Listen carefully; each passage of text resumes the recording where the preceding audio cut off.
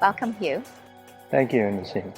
There are so many exciting announcements since yesterday, and our readership is the CIO community, and specifically in Canada. So keeping that in mind, why should a CIO care?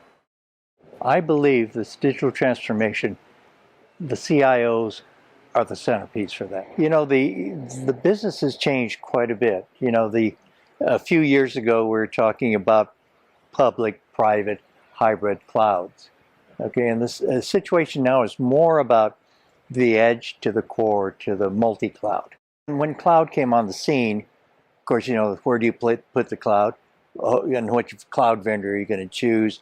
And then the business units often had the ability to go out and just buy their own service from whatever cloud they wanted to that fit their needs. And what's happened now is we've got a stew of different cloud vendors, and we have cloud silos. Okay? So what we are trying to do is try to provide a portal where a CIO can manage their data and their applications wherever it resides, in the edge, in the core, in the cloud. Okay? It's not a question of, you know, where is it public, private, or whatever. It is the data and the applications that are what required. It doesn't matter where they reside, as long as we can have visibility into it. The CIO can have visibility into it and be able to then manage or coordinate across that. So that's what we're trying to offer now with the announcements we made around the Lamada Edge, the Lamada Data Lake, Lamada Data Management. We have tools to accelerate to the cloud. Moving to the cloud is challenging sometimes. I mean, you could try to do a lift and shift, but you're not getting the advantages of the agility of the cloud. And so we can modernize the applications. It's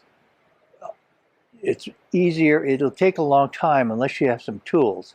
And so we provide low-code approaches to be able to move and modernize applications for the cloud. And there still is, you know, the requirement for a data center capability infrastructure. Some of the things, you know, cloud has latency. So maybe you want to have a high performance requirement in the data center so you don't have latency of moving to the cloud. And that box in the data center should have higher performance. And we have technologies now that could bring much higher performance than we've ever seen before.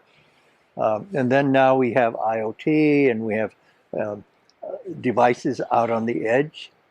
And sometimes we need to, instead of bringing that in to the core or into the cloud, we need to process things on the edge, provide analytics on the edge. And so we have what we call this edge to core to cloud approach with common management, visibility, transparency across all that. So a CIO can manage that and not have a bunch of silos. Mm-hmm. That's very insightful, and taking that down a level, because one of the most exciting announcements was about the VSP 5000, the enterprise level multi-tier data management solution. For a new customer in a CIO role, looking at this solution and, you know, exploring it, do you foresee any barrier to entry? Data centers have legacy. Okay, and so people are concerned about how do they migrate the legacy from the legacy systems to the new systems. We solved that by providing the ability to virtualize. So this VSP 5000, also our previous versions of the VSP, can virtualize external storage just by plugging them into our storage ports. So once they plug into us, all the new functions we have can be mapped across those legacy systems. Okay, so we can preserve their assets until, you know, they, I don't know, whatever way they have purchased it, whether they're capitalizing it or not. It allows them to migrate at their own pace, but still have all the functions of the new capabilities, like the performance of the NVMe, the replication capabilities that we have, the dedupe, data reduction capabilities.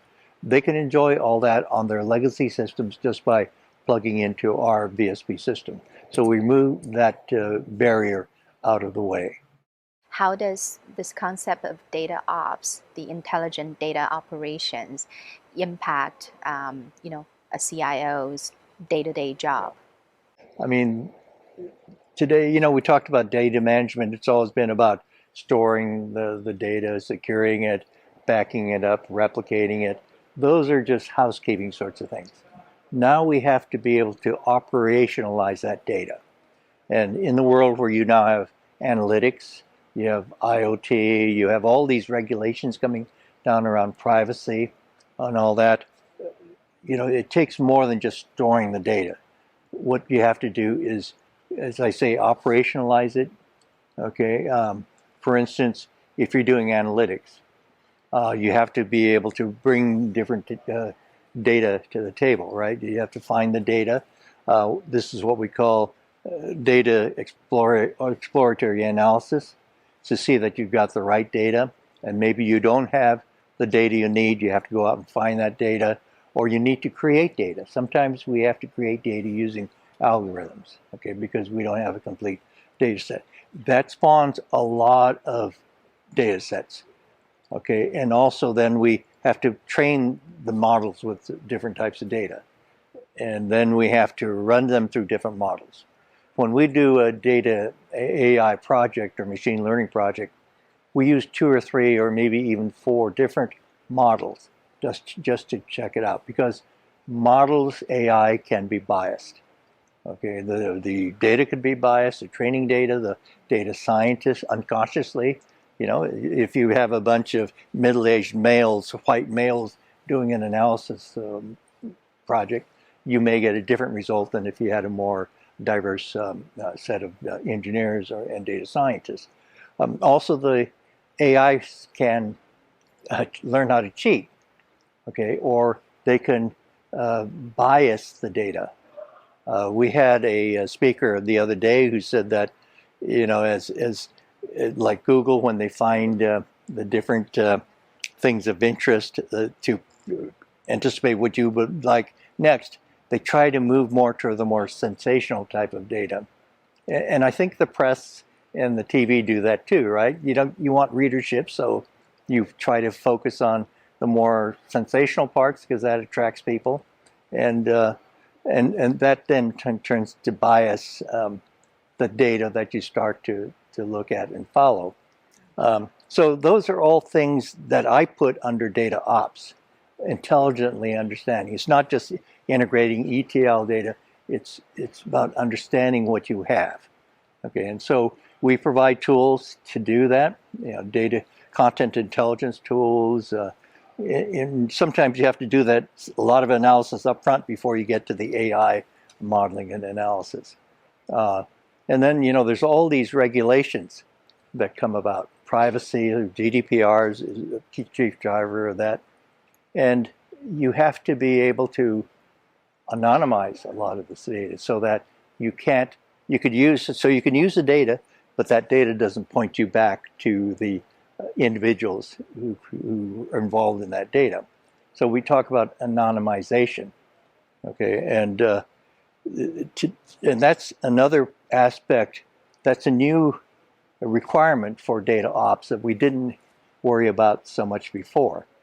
Okay, and as a user of data, we talked about this morning about getting data from Uber so that we can better analyze the use of electric vehicles in the UK, in London. Well, we don't want to touch that data unless they have anonymized that data, because we would then have the liabilities under GDPR of having data that can identify individuals. So there's a lot more things to think about today than before. And things like durable media. Some of the financial organizations realize that if the third party is storing that data, how do we know that they don't change that data? And so you have to put in things that make it immutable. Okay, so there's more things that we need to consider when we talk about data ops than just storing data and merging data and things like that. So there are a lot of exciting new innovation Mm-hmm. that we've seen at this conference, but it is a very crowded space and the competition is fierce. So what is Hitachi Vantara doing specifically to keep ahead of the curve? Okay, we try to view things holistically. Okay, so it's not just about storage or about the content software, things like that. You have to take a broader picture of it. You have to have a robust research capability. If you don't have a research capability, you won't be able to, work on things that are 4 to 5 years out. In fact, a few years ago, Hitachi reorganized their whole research um, organization.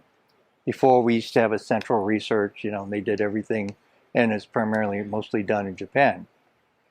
So now we've split that up into 3 parts. We still have the deep exploratory research that's looking at things 20 years out.